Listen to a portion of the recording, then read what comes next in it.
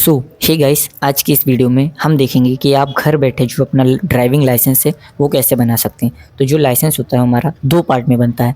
पहले जो होता है हमारा लर्नर लाइसेंस यानी जो सीखने वाला लाइसेंस होता है वो बनता है। दूसरे पार्ट में जो है हम लाइट लाइसेंस या कार्ड वाले लाइसेंस के लिए अप्लाई कर सकते हैं, लेकिन इसके लिए आपको लर्नर लाइसेंस पहले बनाना पड़ेगा, उसके बाद में ही आप परमानेंट के लिए अप्लाई कर सकते हैं। तो जो हमारा लर्नर लाइसेंस होता है, जो इसकी वैलिडिटी होती है वो लगभग जिस दिन से आप बनाते हैं तब से लेके 6 महीने तक होती है।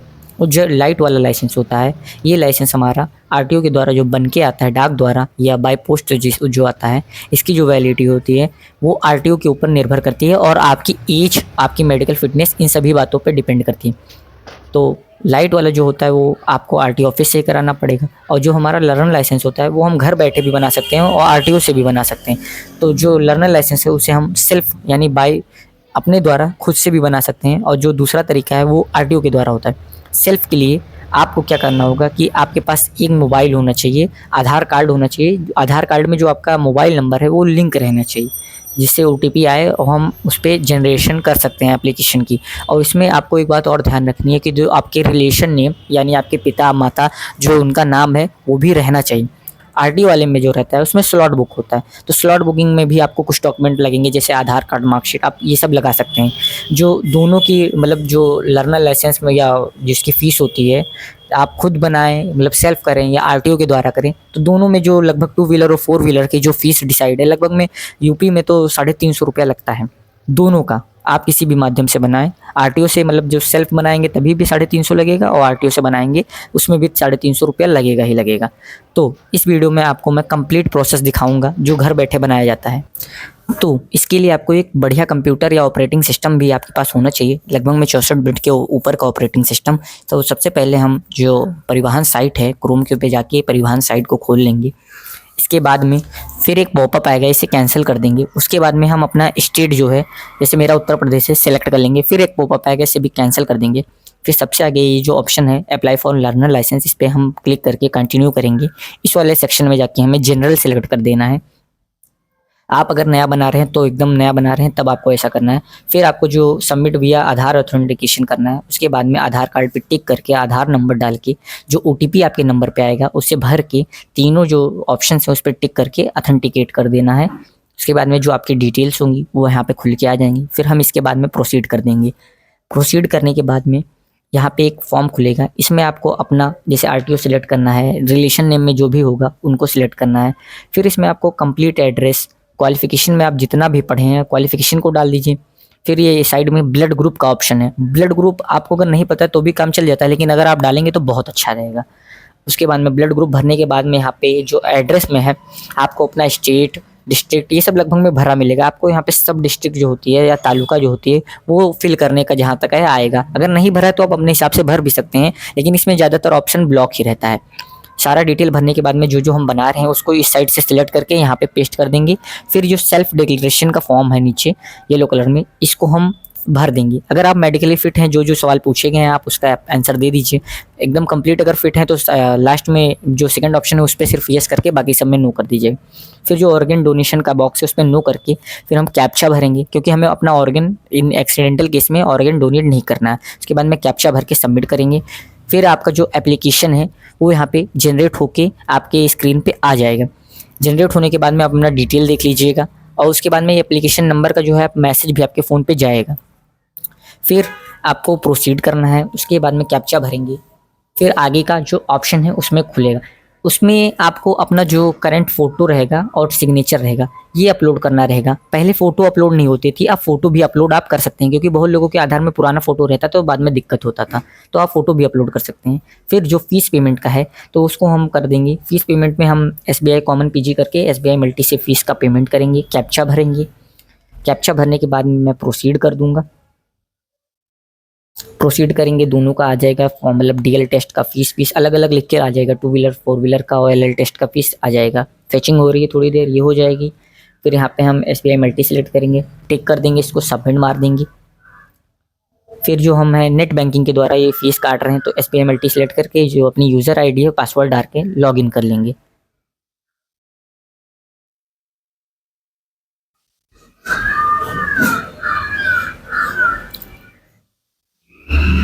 यहाँ पे लॉगिन हो गया है, कंफर्म करेंगे। उसके बाद में जो ओटीपी हमारे फ़ोन पे आएगा नेट बैंकिंग वाला, वो ओटीपी इसमें डाल देंगे।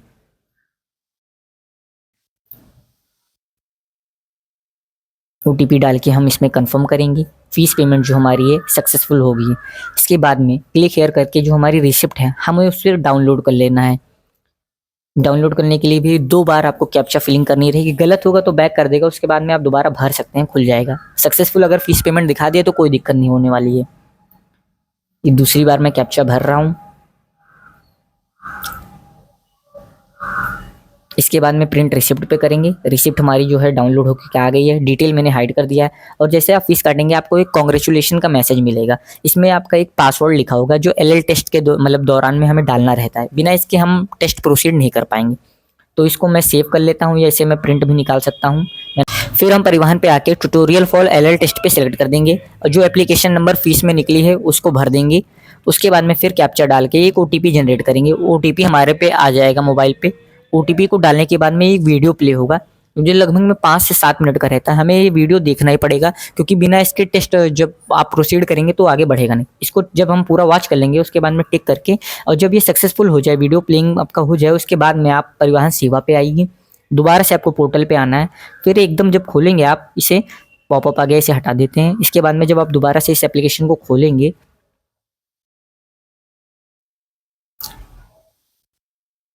स्टेट सिलेक्ट करके, और एकदम नीचे आपको यहाँ पे एक एलएल टेस्ट इंस्टॉल का जो ऑप्शन है ये आ जाएगा। ये स्मार्ट लॉक एप्लीकेशन डाउनलोड करने के लिए होता है क्योंकि आप इसी एप्लीकेशन से अपना टेस्ट देंगे। इसमें अपना एप्लीकेशन नंबर आप डालेंगे और कैप्चा भरेंगे। तो सबसे पहले एप्लीकेशन नंबर मैं डाल देता हूँ। उसके बाद में कैप्चा भरेंगे। उसके बाद में इसकी डाउनलोड लिंक जो है हमारे सामने आ जाएगी। सबमिट करेंगे। ये आ गया हमारा click here to download smart lock. इस पर हम टिक कर देंगे। साइड में देखिए डाउनलोडिंग स्टार्ट हो गई है। जब ये एप्लीकेशन स्टार्ट होगा तो हम जो अपना एलएल टेस्ट है इसी पे देंगे। तो ये आ गया डाउनलोड होके। इसे हम मतलब नेक्स्ट करके अपने डेस्कटॉप पे क्रिएट शॉर्टकट ऑन डेस्कटॉप करके सेव कर लेंगे ताकि हमारी जो डेस्कटॉप स्क्रीन पे है ये स्मार्ट लॉक का जो एप्लीकेशन है आ जाए। ये डाउनलोड होने लगा, ये हो चुका। इसे हम फिनिश कर देंगे। पेज को कर देंगे एकदम से कट। इसमें बहुत सिंपल से सवाल होते हैं, अगर बेसिक आपको नॉलेज है तो आप कर सकते हैं।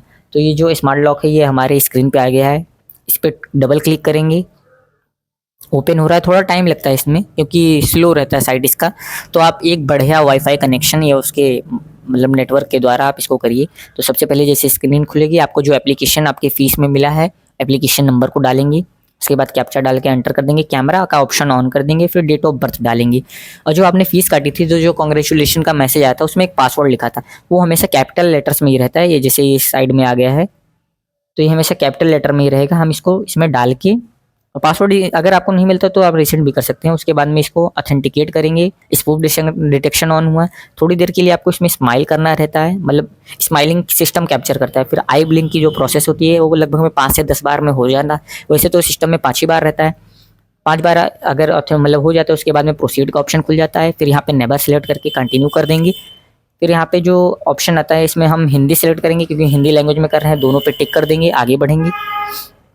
आगे बढ़ने के बाद में यहाँ पे आपको माइक्रोफोन का एक ऑप्शन आता है, आपको इसे ब्लॉक कर देना है, नहीं तो दिक्कत होती है। फिर ये जो हमारा सवाल है आना शुरू हो गया। जैसे ये पहला सवाल है, ये जो सवाल है लगभग में मतलब हॉस्पिटल का है तो प्राथमिक चिकित्सा चौकी का है। पहले पे टिक करके कंफर्म कर देंगे। एक सवाल जो होता है 30 सेकंड तक टाइमर रहती है। 10 सेकंड बाद आप उसे भर सकते हैं क्योंकि उससे पहले कंफर्म का ऑप्शन ब्लॉक रहता है। ये जो सड़क है मतलब रास्ता यहाँ पे देखिए साइड में ब्लॉक है, तो ये जो सवाल है इसका मतलब है साइड की सड़क या पार्श्व की सड़क आर पार नहीं यानी ब्लॉक है। पहला ऑप्शन टिक करके कंफर्म कर देंगे।